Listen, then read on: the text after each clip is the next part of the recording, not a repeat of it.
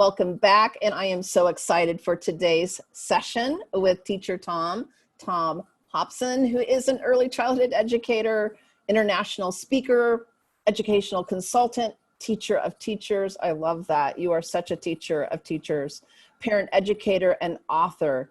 And I love this. You're best known for your blog, your namesake, Teacher Tom's blog, where you have posted, get ready, friends, every day for over a decade. That is incredible. Like, wow. And, you know, really have been an inspiration and voice for so many of us, myself included, when I was in the trenches, went to see what Teacher Tom had to say. You also were with the Woodland Park Cooperative School for nearly 2 decades, which is a parent-owned and operated school. And you've authored 2 books named Teacher Tom's first book and Teacher Tom's second book. And they're really some of the best out of your writings. So welcome. I'm so excited. My partner in crime. Thank you, Sally. Yes, my partner in crime, my sister, online sister here. Yeah, no, it's and you know, I just wanted to let everybody know that you've let the cat out of the bag on the title for my 3rd book. I love it. Yes, it's a series. We love it. Well, I want to start by saying you were the first person that I ever heard use the term accidental educator. And I am completely that. Like, so it was one of those moments like, whoa, that like tells my story. And it's so accurate, you know? And so you use that to describe yourself. Tell me a little bit about that. Yeah, no, I had no aspirations. I never had an aspiration to be a teacher. All the way through, I was going to be, you know, my main goal was I was actually going to be, you know, one of the madmen. I was going to go to Madison Avenue and I was going to get a job on Madison Avenue. I was going to make those ads that make you buy stuff that you don't want. I love the idea of making TV commercials and all that kind of stuff and doing the creative piece of that. And it seemed like a way, I mean, honestly, it seemed like a way, you know, to make money and still be creative, which, you know, because if you say you're going to be an artist like you did, Sally, it's like, it's, you know, like your parents are like, how are you going to make money at that? Exactly. And this was one that my parents were like, okay, good. All right, go get a job that, but anyway, so that's what I thought. And then I studied journalism in school and I ended up with a degree in journalism and so I spent some time in public relations, some time in advertising, and then I spent a lot of my time as a freelance writer where I found out that that's really what I enjoyed doing was writing. And so I did that for, I don't know, 15 years or so. So I was in my, you know, kind of mid-30s when my wife, Jennifer and I, my wife, who you know and who a lot of people have come across in this conference, adore her. Who's working a lot. She's, you know, we've been married for 32 years. And, you know, 10 years into this, we decided that it was a stable enough relationship that we were going to have a kid. And so our daughter Josephine was born in 1996, and we were in the good position. I mean, where I was, you know, I was making a little money off the freelance writing. Jennifer was the one earning the big bucks. She's a business person. And we were in the lucky position that a lot of people aren't in, that I got to, you know, be the stay-at-home parent, is where I got to kind of set aside the tools of the trade and just focus on my little girl. And, you know, as my dad said to me at the time, he said, you know, Tom, you're the luckiest man alive. Because, you know, he said, you know, I missed my 2 boys growing up. And he said, I really consciously, you know, I have a younger sister. He said, I consciously tried to be more present for her. And it was true. You know, I remember thinking that, you know, if your father says something like that to you as a man, you realize that, you know, dads had been missing out for a long time. And I just felt very fortunate to be this stay-at-home dad. The other piece that made me feel fortunate is that, and most people don't believe me when I say this, that I am by nature, you know, an introvert. My tendency, if left to my own devices, will be to stay at home all day long. And I was really looking forward to this. I said, you know, I got a baby here. I've got an excuse now to just spend my whole day at home. I can cook, we can putter around, we get to play, we get to do all the incredible things that you get to do around the house. But I married an extrovert, and my daughter, as it turns out, was more like my wife. And so as she got to be old enough to start talking, and I think even before she was 1 year old, she would say things to me like, Papa, let's go somewhere. Let's go somewhere, do something. Take me out of this house. Get me out of this house. Get me out into the world to see people. And so, so I started going to playgrounds and stuff like that. But it was, it was a lot of work for those of us who get our energy from being alone to go out there and cobble things together. Mm-hmm. We did little jamboree classes and things like that. And then I started thinking, well, I think what she's telling me, even though she doesn't know it, is that she's ready for preschool. She's ready for a regular community of children to be hanging out with. And so I asked Jennifer, my wife, I said, well, so I think we should start preschool. And she said, no. She said, we can't do preschool. She said, you have a child who has a stay-at-home parent. Why would we be sending her away for hours every day? That doesn't make sense. And then I thought, no, well, that's just one person's opinion. So I went and talked to my mom. And my mom said, no, you don't go to preschool. You got a stay-at-home parent. That's preschool, at that age is for kids who have no other choice. And then I'm not saying that's true or not. That's just kind of the attitude everybody had. Right, So they're like, she has the best of the best. Why send her to preschool? But then I took it to my mother-in-law, and thinking, okay, this one will be on my team. And she also said exactly the same thing. No way. And so, when the three most powerful women in your life all tell you something, I don't care who you are, you're like, okay. I have no choice. Exactly. Okay. I guess so. I spent a lot of time in the local parks and playgrounds, and it was a little awkward for me in the sense that being a man at that time, especially, there weren't a lot of other dads there. So I'd be there and there'd be groups of women talking, and I didn't feel comfortable walking up and barging into those groups because, women need their space, right? Yeah. It's some dude showing up and kind of hanging out and trying to take over and do all the mansplaining stuff we do and all that kind of stuff. I thought that'd be rude. Yeah. And so it was a very awkward thing, but we cobbled this together for a while. And then one day I was talking to a mother on the playground, and our children were playing. Her son was playing with my daughter, and I told her my dilemma. I said, oh man, I wanted to go to school, and she said, well, I tell you what, we're actually enrolled in a preschool where the parents get to go to school with their kids. It's called a cooperative school. And that, ding, ding, ding, I was going to say the bells went off. So when I went back to my triumvirate, my wife, my mother and mother-in-law, and all of them said, oh, yes, you can enroll her in preschool if you go with her. So here I was, a man in my 30s, basically unemployed, doing maybe a little side work, but that was about it. And so I had nothing else to do but spend my time at the preschool. And so I would go with her, and I spent 3 years going with her to school, not every day, but almost every day. And I had this incredible good fortune of she had some really incredible teachers. One in particular was a woman named Chris David, who was her educator for 2 years. And she is a master teacher. She is a genius. And I would watch her doing what she did. And we would all say, all of us parents would say together, well, that's just teacher Chris magic. Right? Because the kids would just do what she wanted them to do, and she wasn't bossing them around, and she was doing all these incredible magic things, it looked to us.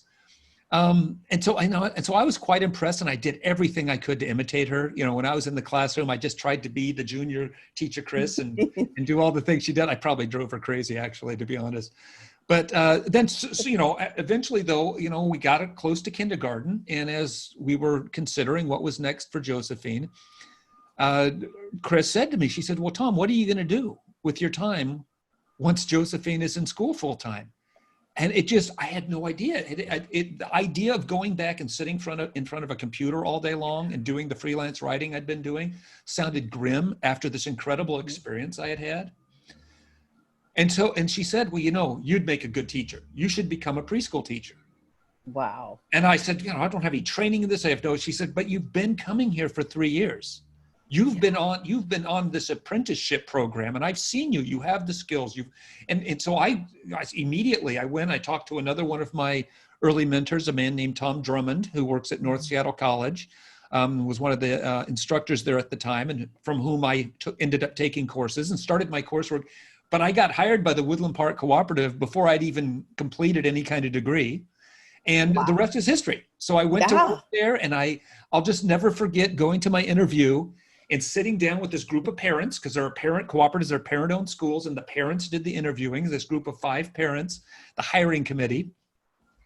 And I didn't know what else to do, so I did it. So I just said, I don't have any experience other than being a parent like you guys. And I said, but I'll tell you one thing I will do. And I fell to my knees in the middle of the circle, and I said, I will always be on my knees to children. I will always spend my time down here with them, focusing on them. And so that was, and I meant that. It came from my heart. Because one of the things that becoming a new parent had done for me is I suddenly had realized that there was an entire world that shuts off to you if you don't have children in your life. The undersides of tables, for example. You know, it's the kind of thing you remember from your childhood. You're always under the tables, Totally. under the furniture, under the sofas. And I remember distinctly what the little springs in our den sofa look like from hiding under there and spending my time under there. And I would go under there with my daughter, and I remember looking at the underside of the tables and thinking, oh my God, look what I've lost, and look where she has brought me and what she could do. So, and that's what all children have done. So anyway, that's how I became Teacher Tom. And that's how I started doing it. Oh my gosh, I love that story because, and again, I love that it brought you back to your own childhood. So many, educators I've talked to feel the same thing. You begin to remember what it was like, and there's this profound kind of sacred space of being a child. Well, it's one that's really interesting because I think this is kind of a new phenomenon. I think that humans get to be 30 years old and have forgotten what it's like to be a child. Yeah. Because most of us, because we've segregated children off into this place called preschool, and we don't have them as part of our day-to-day lives, as part of our community. So for most of us, we're a child. And for most of us, we might do a little babysitting through our teenage years. But for the most part, then there's a couple of decades in there where we almost don't see children at all before we become parents. And so it's kind of this bizarre phenomenon, which I think is, it makes parenting a lot harder. It does make parenting a lot harder. One of the things that I just have to say is the first time Fairy Dust asked you to speak, you came and spoke about how to talking to children was the topic. And I have to tell you, and I don't know if I've told you this before, it is like one of the all-time favorite talks of the conferences as a whole. Like it is still epically talked about. It was just so refreshing. So like your approach to children is just so, as you're saying, in the moment, real in their world. I would love for you to talk a little bit about your approach to talking to children, because I think it's profound, truly. Well, I'd be happy to. It's really important to me too. And I'm glad that you told me that because because it changed my life. And this is when I mentioned Teacher Chris Magic, this is a big piece of it. She and Tom Drummond taught me a great deal of this stuff. And I'm just going to say right now, give a plug for Tom Drummond. His website is tomdrummond, DRUMMOND.com. And he's got a lot of this material. He's got great resources for educators and parents about a lot of this. He calls it enterprise language. And there's a lot more to it than this. But basically the way it comes down to is I realized, the research is clear. There's research on this that shows that something like 80% of the sentences adults say to young children are commands. Wow. Like, come here, sit down, eat that. And we try to be nice about it. We'll say, come here, please. Like we try to throw the please on there as if somehow that mitigates it and makes it not a command. And this is, and the truth is, though, is that instinctively, and think about what kind of world that creates, first of all. If you're in a world where 80% of the time, and especially today when children are sort of under supervision pretty much 24 hours a day, 80% of the time when someone speaks to them, they're telling them what to do. And, honestly, Sally, nobody likes to be told what to do. None of us do at any age. And so, one of the most common things parents say to me, as a complaint is, my kid won't listen to me. And what my response almost always is some version of, I think they're probably listening to you. They're just making the choice you don't want them to make. Because if you're giving a command, you're only giving somebody two choices, to obey you or to disobey you. Exactly. And I think that the instinct to not want to be told what to do, I think it's part of our evolutionary past. It's part of the reason our species has survived. In fact, I think it's part of why every species has survived. My own dog, little Stella, she loves me to death. Just before we started this, I had to chase her out of the room because, she would have been harassing me the whole time. When I go in the kitchen, she wants to be right beside me. When I go to the living room, she wants to be right beside me. When I get into bed, she tries to crawl inside of me. Right? I mean, she's just, she goes for it.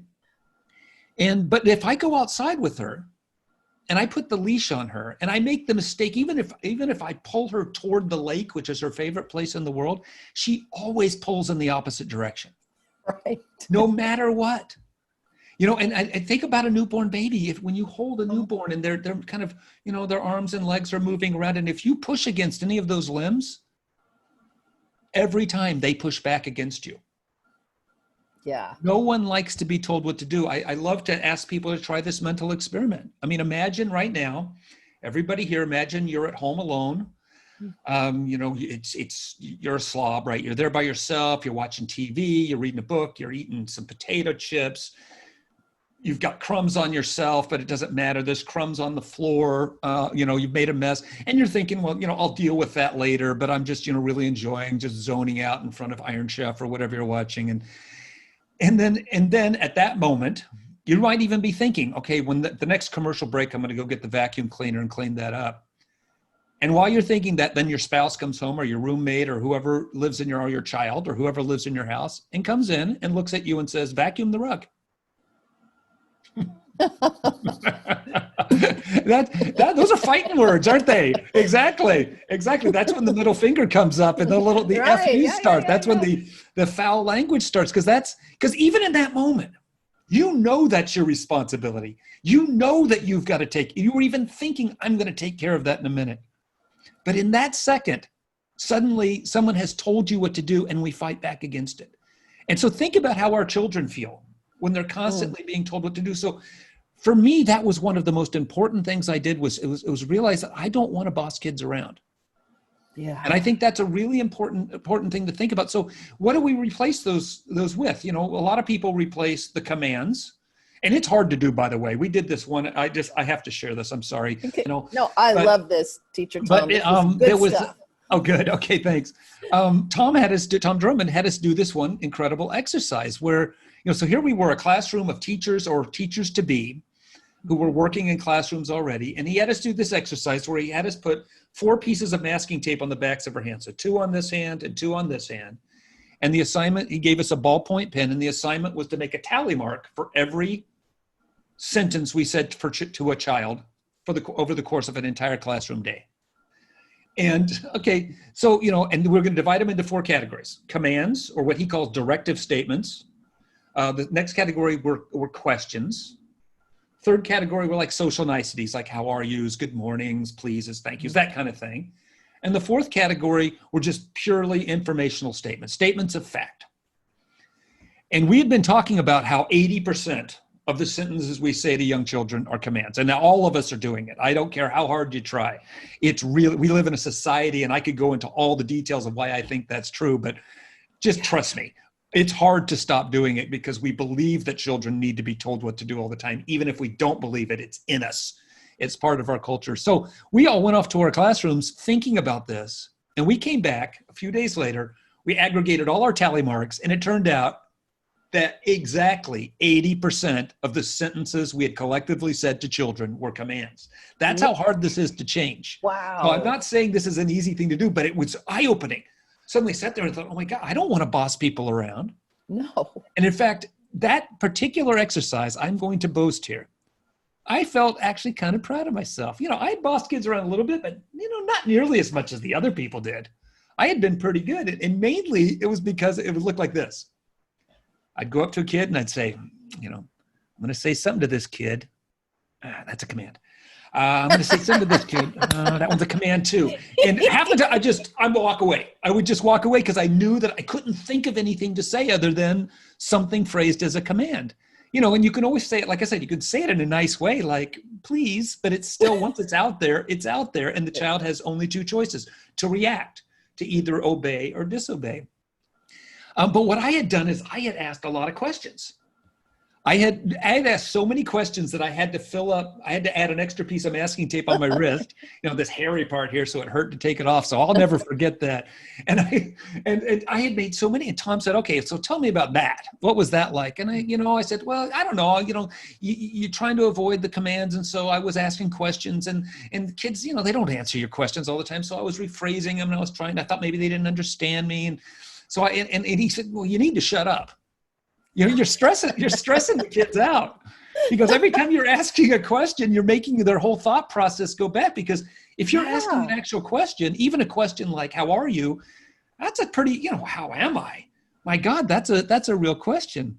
And the more I taught, I realized the more I've done this, I've tried to avoid questions altogether as an educator now. I find myself, even those open-ended ones that people advocate for, and for one reason is that most of the questions we ask young children, most of them, they say there's no such thing as a stupid question, Sally. I beg to differ. There are a lot of stupid questions, and most of them that we ask children in schools are stupid questions. They really are. And I'll give you a classic example that every educator here is familiar with. A girl will be standing at her easel, and she's doing her job, right? She's doing what she's supposed to be doing. She's exploring color, texture, shape. She's seeing how colors mix together. She's testing her world and creating something just that comes out of her imagination. And invariably, an adult will walk up, point at her canvas, and say, "What color is that?" That's a really stupid question. Because right there, what you've done in that 1 second, you've taken her from being doing her job of being a tester of the world, and you flipped it and turned her into a test taker. Yeah. And what a stupid test. Right? Or tell me about that. Exactly. It's like, well, why do I have to tell you about that? I'm in the middle of it. You've interrupted me doing my job. You've interrupted me while I'm doing that. And the other thing is, she probably already knows what color it is. And now you've interrupted her just to, I'm using red. Or maybe worse is she doesn't know it's red. Yeah. And now instead of teaching her anything, you've put her in a position of playing a guessing game. Green, blue, yellow, much more powerful is if you want a child if you need to know that child knows she's using red. And honestly, I'm not sure why you would need to know that, but if you do, much better is just to point at the color and say you're using red. Yeah. Because here we go, that statement of fact, that informational statement, suddenly you've added a piece of information to her world that she can use if she doesn't know it's red. Now, in context, in the moment she's using it, while it's meaningful to her, you've provided information that may or may not help her understand what that color is. And if she already knows it, you've not commanded her, you've not asked her a question that requires an answer. What you've done is you've put her in a position where she can ignore you with impunity and continue going. Yes. But I mean, and I think of questions in general that way. I mean, all of these questions we ask young children, and I know the intent behind them. I understand the intent. We see something that they maybe not have noticed, and we want to guide them that way. But the problem is that every time for me, at least the way it feels, and I'm speaking for myself. No, this is great. It's when it feels very much the same way that a command does. It's putting an onus on the child to do something I want them to do. Because if you ask a question, you're looking for an answer. So when I ask questions, I try really hard to make sure if I'm going to ask a question, I want to make sure it's a genuine question, a real question. And by that, I mean, it's a question to which I don't already know the answer. Yes. Yes, right? It's, and so many of our questions in schools are almost always testing questions. They're almost always questions, or sometimes they're threats. You ever heard this one? How many times have I told you not to do that? That's a question. But nobody's ever said, I don't know, 15. There's not an answer to that question. Guiding the child in a certain thinking. Exactly. It's like taking them in a whole new direction. Right. And I have no interest in telling other people what to do. I by virtue of being the educator in the classroom, you have a certain amount of power, right? I mean, you come in and right away you have a certain amount of authority, certain amount of power. And I am very uncomfortable with that in many ways. And, for me, the only use of power, the only legitimate use of power is to empower, right? Is to pass it on to others, to give that power away. And the more you give away, the more you end up getting anyway. So it's kind of like love. Amen. The more you give away, the more you get. So anyway, that's kind of, that's in a nutshell, sort of what I talked about in much bigger frame. As I said to you earlier, Sally, I could talk about that for 7 or 8 hours. Yeah. But really, our power comes from speaking informatively with children. These informative statements, instead of saying to a child, get in the car, say something like, it's time to go. You say, get in the car, the child has only 2 choices. They can react, they can obey or disobey. There's no thinking involved. Right. But when you say, it's time to go, well, suddenly you've opened up a space where the child can do their own thinking. It's time to go. Well, we're going to have to get in the car. I could go get in the car. I'm not saying the kids are going to do that, but you've created the space where they can do their own thinking. They can make their own decisions. It's bringing respect to that child. It's really treating them with the same respect you want. Well, exactly. And that's one of my, my hallmarks, as I think to myself, would I treat an adult this way? Yeah, would I say this kind of thing to an adult? And vice versa, what I've learned to do is that, I disrespected it. After a while, I got to the point where I really respected children well, but I found myself disrespecting adults a lot. I played the same game with myself now. Would I say this to a child? Yeah, that's especially when it comes to politics. Oh my goodness. Right. Good one. Well, I want to hone in and I want to just plug something here, and I apologize up front but I have to. You are, as I understand it, putting together a full e-course on your methodology of talking to children. And I would love to put a link below for people to sign up for the wait list. Great. I'll give you a link to put there. Okay. Because it's just really, I promise you want this. It's so good. Well, it's like I said, I could talk for 7 hours. That's what it is. I've got a lot to say on this topic, and I think it's really important. And it's so important. We need that. And I know this is a tough one, but what would you say around talking to children about the pandemic? Any thoughts, a few thoughts about that? Because it is uncomfortable. Well, it is. And I think, like with any communication about anything that's uncomfortable, whether it's sex or race or, religion or politics or whatever it is you have to talk about in pandemic, for many of us can be an uncomfortable topic. And we worry that, are they going to be afraid? I think the first step, the most important part is to listen. Yeah. Right? The first most important thing is to really listen to what your child is saying and what they are asking you, so that and really listen to those words carefully. Don't just react, because we have a tendency just to jump right in with our responses. Is really listen to what they're saying and ask, because sometimes if you really think about it, they're not asking what you think they're asking. We have a tendency to put the adult filter on top of things, but really spend time thinking about what are they asking? Are they asking, and why are they asking? Are they asking because they are afraid? Or maybe they're asking because they just want to do their part in the noble cause. Or maybe they're just asking because you seem afraid and they wonder so whatever that is, and try to figure out really what it is specifically they're asking.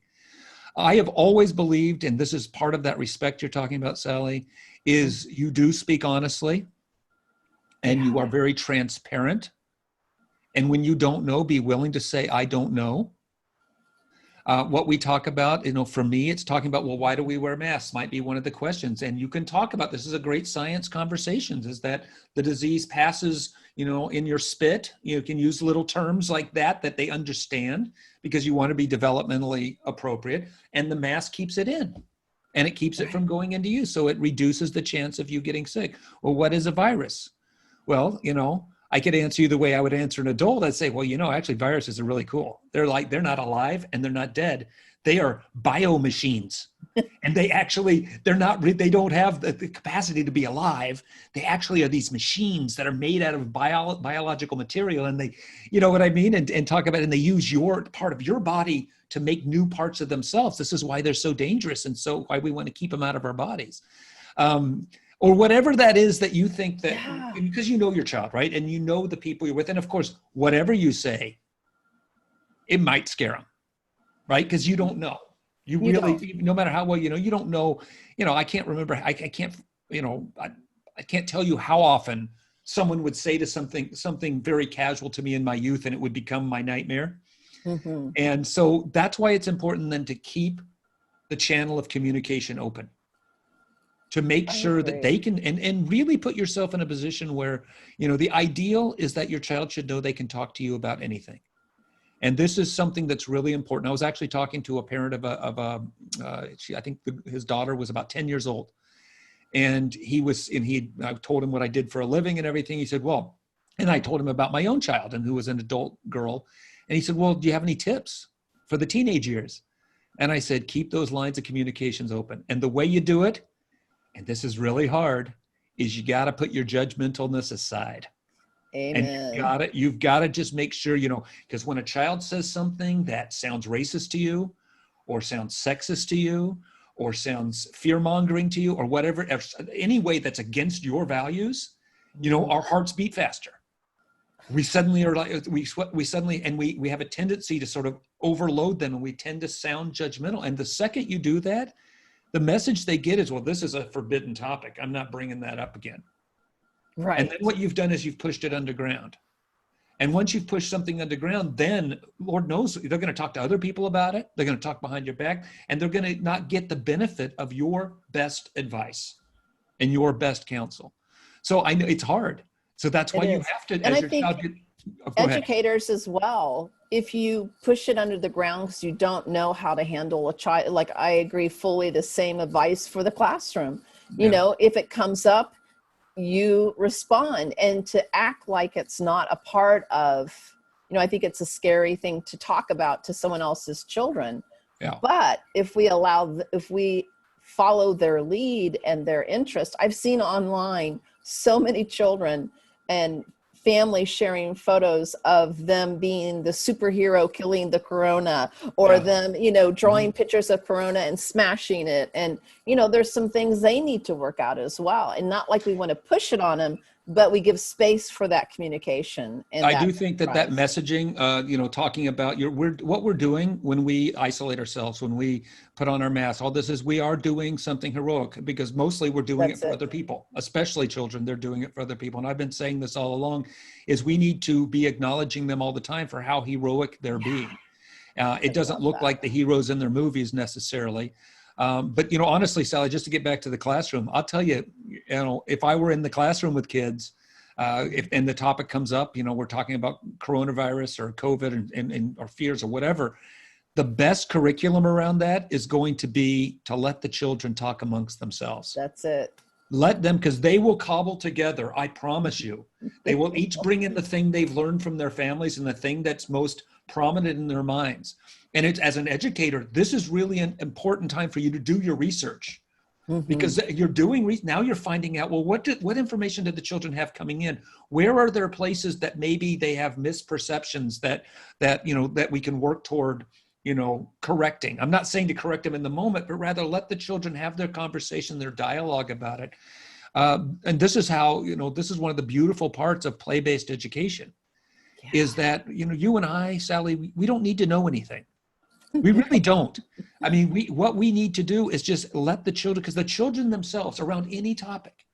My great example about this is dinosaurs. I don't know anything about dinosaurs. Nothing. I don't either. Other than what I've learned from conversations amongst preschoolers. Oh my gosh. It's amazing what they know. Exactly. Well, you're sitting there with 3-year-olds and they're using words like Tyrannosaurus and carnivore and herbivore and Jurassic, and they're discussing concepts like evolution and extinction. They're talking way above what you would normally think of intellectually a 3-year-old would be talking about, because amongst themselves they're able to cobble together a perfectly age-appropriate curriculum. And I think that would be one of the things I'd be inclined to do in a classroom setting if we ever open the schools again. That would be one of my inclinations, is to give the children the space to have their conversations and avoid jumping in with my judgments and my corrections, because they need that time to process it themselves. If they get a few things wrong, who cares? Right? Exactly. If they say the T-Rex is an herbivore, who cares if they've got it wrong right now? They'll figure that out down the road. I agree. Well, I know many educators are overwhelmed with the possibility of returning to school. Yeah. What would you say to those educators? What are your thoughts about the pandemic and where we're standing right now? Yeah, well, it's, um, I would be lying if I didn't say that every day I spend some time really angry. Mm-hmm. I get in it, and I'm mad that the whole thing's happening. I love nothing more than being in the physical space with other people. I miss it so much. I said before I'm an introvert, but I guess I'm a high functioning introvert because especially when it comes to young children, being together with other people, and it just makes me angry almost every day that somehow we can't do it. But I'm at the point now, right, where I realize there's nobody to blame. Right. I could blame people, but the truth is we are where we are, and we've got to do what we know what we need to do. I would be cautious about reopening schools. I think one of the things that is really, some of the talk, I've seen some advice where, well, we're going to have to use some social distancing or, heaven forbid we put masks on children. I know some places they're saying things like, well, if they're under 2, they don't have to, and it's not that children, you can't, I guess it's what I'm saying is we can't count on those things, right? No. We can't count on distancing because young children you will have to spend your whole day bossing kids around to keep them apart, or you'll have to like box them up in their own little places. I remember seeing those sad pictures. I think it was at schools in Denmark where they had made they had put tape squares out on the playground and the children all had to stay in their individual squares. There was nothing more depressing to me than that. And if we can't open the schools up without allowing children without counting on social distancing, without counting on masking, without counting on PPE, then we probably shouldn't be opening the schools if it's really that dangerous, if that's really the place we are. I know that, and Sally, in the preschool world, I think people don't realize this, how often children wash their hands. Right. How much stuff gets sanitized already, because we already live in what I call a pit of pink eye. Right? I mean, every one of us, Sally, we all have had everything known to man. Every disease that goes through. So COVID will go through every preschool, and whether you like it or not, it does. Because everything does, oh, well, we've got, fifth disease going around. Well, fifth disease comes through. Oh, now we've got the swine flu. The swine flu comes through. Whatever is out there is going to come through the preschool because it's just who we are. And I'm always reluctant to share this, especially now during COVID. But, part of what we're doing is, I say this to parents a lot is, we're here, they would complain, right?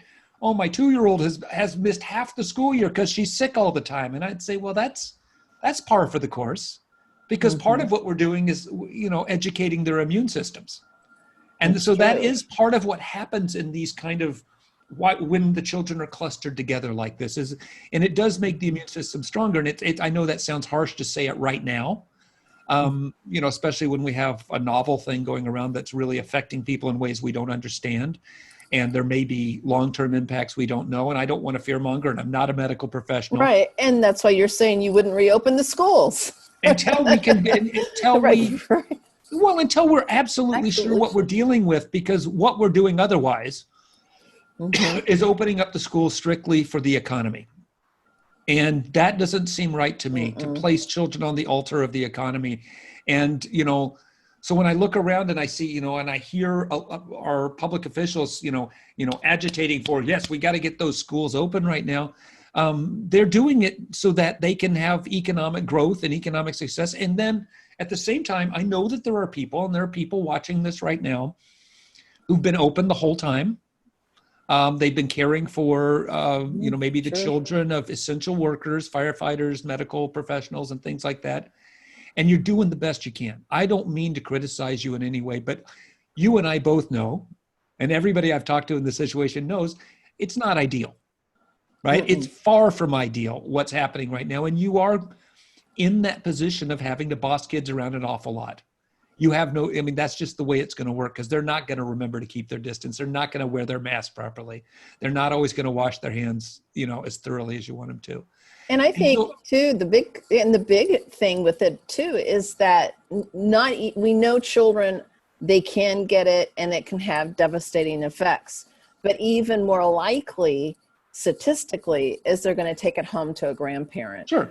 or they're And going they'll to take it home somebody to a else. parent whose health is compromised. Yeah. And so that's, really, to me, the big concern is that. And I think the whole trying to ensure every child coming in doesn't have a fee, it just gets crazy pants. Well, until we can do, for me, and this is again amateur, Right. armchair thing, until we can actually test, honestly, if you really want to make it safe, you test every kid every day.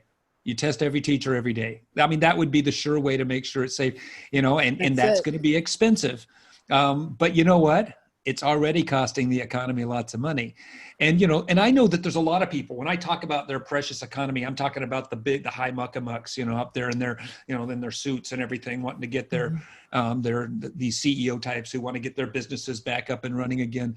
But, there's also the direct economic impact of individual families, right? Exactly. And we are really suffering right now.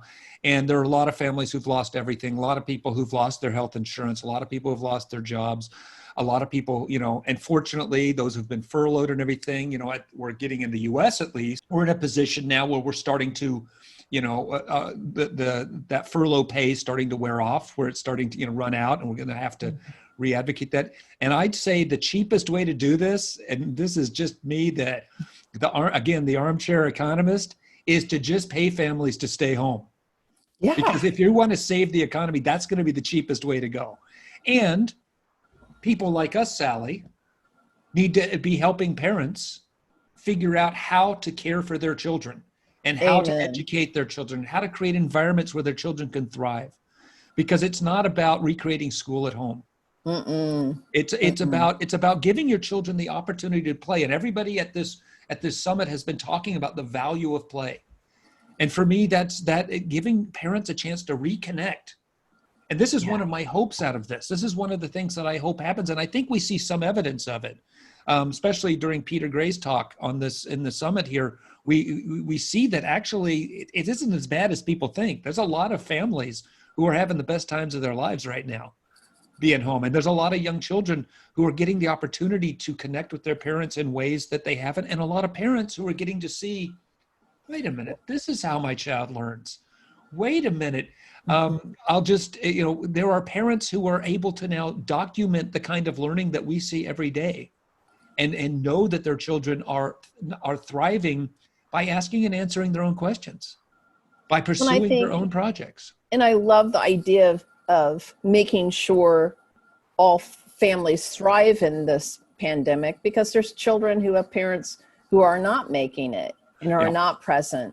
Right. And bringing the equity in, I think, is a really important consideration as well. All of that, and there's exactly. And again, the idea of making sure every family has the financial means to stay home, and we support them. I agree. Our job is to give them that help. It's huge. Yeah, I mean, because this is the way we're going to get beyond it, is by actually doing what the medical people would ideally like us to do. And of course, there are many people out there that are running schools, and there are some children, and who we all know that there are some children. Most of us every year as a teacher has at least one or two kids in our class for whom school is their safe place. Right. And so this is a particularly tough time. And so I urge, educators who are in that position, that's part of our kind of moral and ethical obligation, is to work on focusing on those children during this time, is trying to figure out, connect with them somehow. If you're going to do, remote learning, make sure those kids get the chance. Find a way to make sure those kids can be part of your remote learning.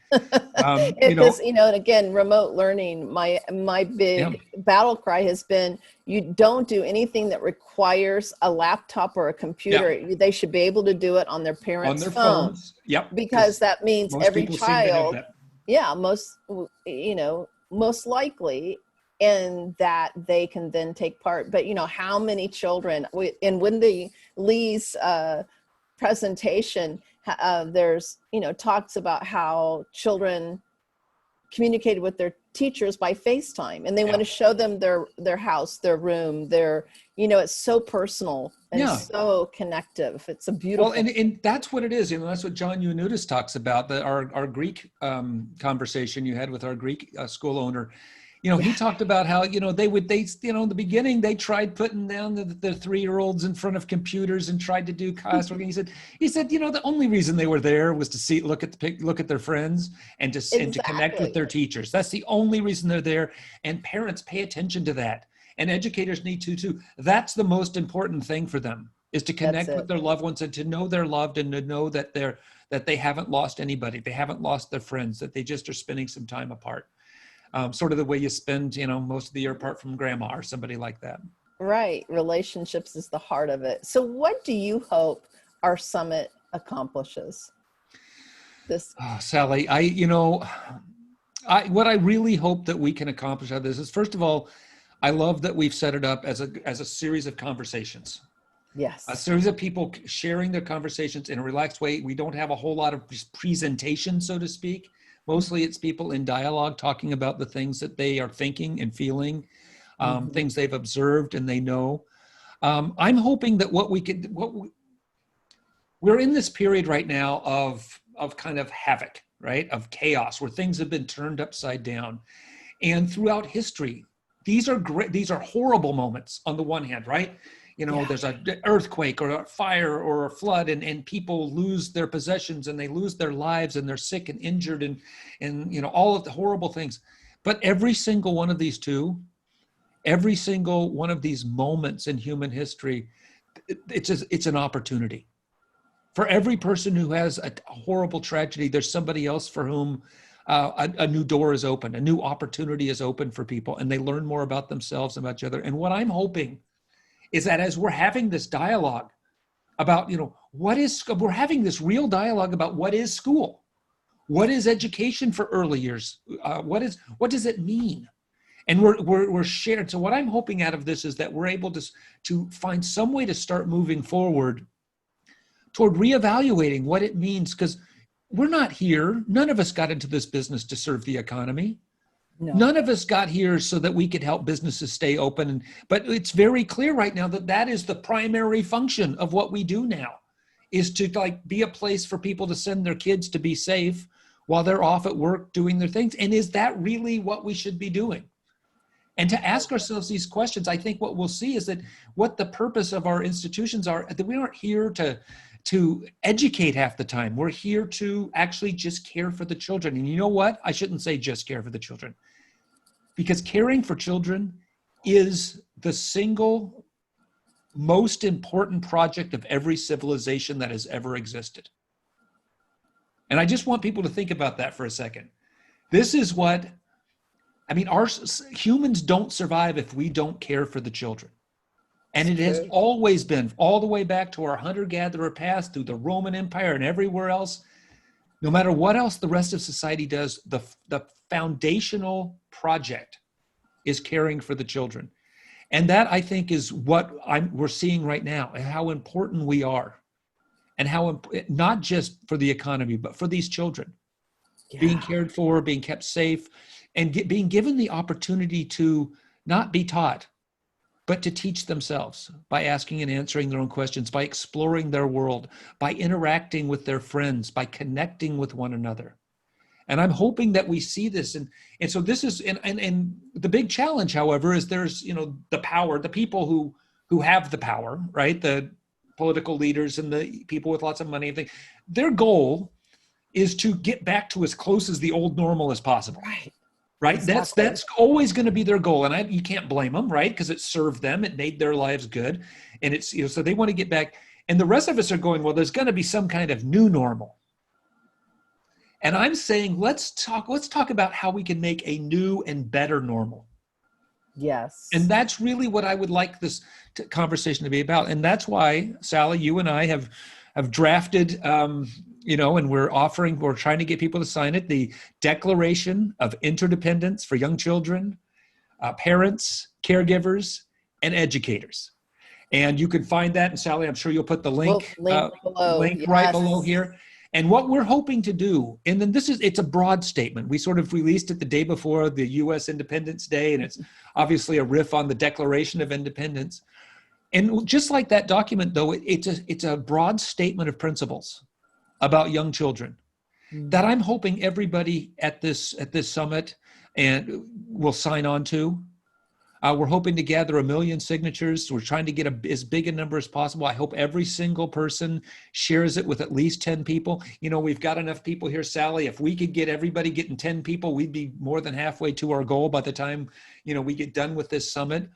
And this then becomes this statement of principles that we can show to our elected officials, our policymakers, our school boards, our municipal governments, and places like that, anywhere where we're making decisions around young children and what the new, better normal should look like, to show them that that the professional educators out here, those of us who work with them every day, and parents who ally themselves and have seen the light with us, will stand up for children in creating, putting children back at the center of society rather than shunning them off to the sides where we forget about them until we have a pandemic and suddenly realize, oh my God, Right. you know. Yeah. Exactly. No, I love this. And I think that it's time for us to claim we are the experts in our field. We are the one, and it's not about experts with a PhD or a degree, but experts based on our experience in the trenches with children, knowing exactly what they need and what's best for them. Yeah, it is really sad because, I mean, I've had a chance to visit a lot of countries, and some places the early years sectors are better off than others, but in every single country, we're about the lowest paid professionals there are. We're underfunded. And here we are doing, like I said, the foundational work of civilization. And it's easy to forget about us. And a lot of it, and, you know, I'm not really suggesting that we give children the right to vote. Although think about what it would be like if we did. Yeah. Because I think about this, is the reason our elected officials and policymakers don't have to don't have to accommodate children in many cases is because they are citizens, but they don't have any of the rights of citizenship. They can't own property. They can't vote. They can't live where they want. They have to go where they're told to do. Everything else that goes into being a citizen has been stripped of them other than the fact that they're our youngest citizens. And so they're not represented. And that's why it's our job, Sally, you know, as the professionals, as the people committed, parents and educators, it's our job to speak for them, to stand up for them. It is, as Lisa Murphy articulately says it here at the summit, it is our moral and ethical responsibility to speak for the children, to defend childhood, to be guardians of childhood. I love that. To which be is what she said. guardians. Yes, we are. And so guardians. I'm hoping that we can see this, because we've lost sight of the important things, and we all know that, right? Everybody who works with young children knows this, and it's been frustrating. It's always frustrating because, you know, no matter what the research tells us, no matter what the evidence is, that self-directed learning, that play-based education is the way that we should be doing this. That this whole academic focus on education and this whole, you know, focusing on right and wrong answers and focusing more on getting the right answer than thinking. We know this is the wrong way to go in education. Yet, Right. time and again, they don't put us at the table. There's no educators at the table while policymakers make decisions because we're low paid and we're just, you know, sweet little pudding heads, and they pat us on the head and say, there, we'll take care of you. And they don't. And that's what I'm hoping, maybe more than anything else, is that this conference will show people how deeply we think and how deeply we care and how much and what we know and our knowledge base, and that we belong at the table making decisions about children because we are the ones speaking for them. And we are the guardians of the children. We are the guardians. And their voices. I love that. Well, Tom, this has been amazing conversation. And so much goodness in this conversation. Thank you so much for who you are and your commitment to children, and for being a consistent daily voice. You know, like, that blows me away. And, you know, like, you are committed, and it shows. Yeah, and I thank you, and you too, Sally. I mean, you know, I would not have be doing this with you if, you know, I didn't put you on a pedestal. And you always have children first in your heart. And I know that. And that's why, and I think everyone here, I was going everyone to at say, this we summit, are all every guardians. one of our conversations, this is why we reached out to them to have them take part in this. That's it. And so Sally, this is an incredible experience for me, and thank you. Thank you. Thank you so much. And everyone, links below, get on that wait list. You will not regret it. Thank you so much. Bye.